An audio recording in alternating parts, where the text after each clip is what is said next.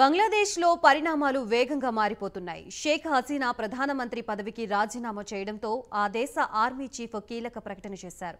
దేశంలో సైనిక పాలన విధిస్తున్నట్లుగా తెలిపారు. దేశంలో శాంతి భద్రతల్ని అదుపులోకి తీసుకొచ్చేందుకు ప్రయత్నిస్తున్నామని స్పష్టం చేశారు. దేశంలోని అన్ని పార్టీలతో చర్చించి ఆందోళనల్ని అదుపులోకి తీసుకువస్తామని వివరించారు.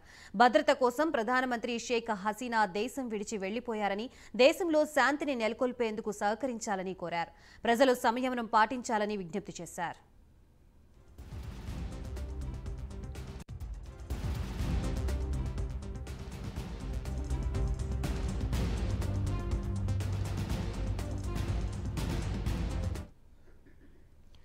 రిజర్వేషన్ల విషయంలో బంగ్లాదేశ్లో హింసోన్మాదం చెలరేగింది.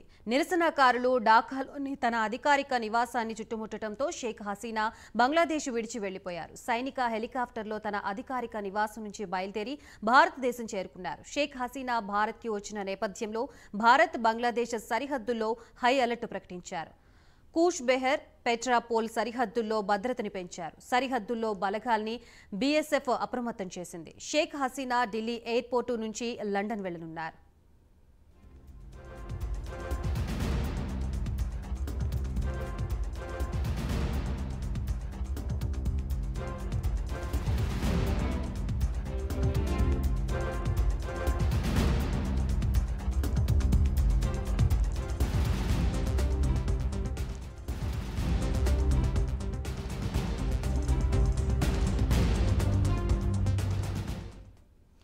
బంగ్లాదేశ్లో పరిణామాలు వేగంగా మారిపోతున్నాయి. షేక్ హసీనా ప్రధానమంత్రి పదవికి రాజీనామా చేయడంతో ఆ దేశ ఆర్మీ చీఫ్ కీలక ప్రకటన చేశారు.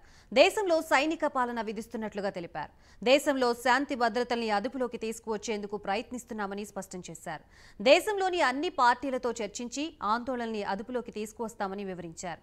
భద్రత కోసం ప్రధానమంత్రి షేక్ హసీనా దేశం విడిచి వెళ్లిపోయారని, దేశంలో శాంతిని నెలకొల్పేందుకు సహకరించాలని కోరారు. ప్రజలు సంయమనం పాటించాలని విజ్ఞప్తి చేశారు.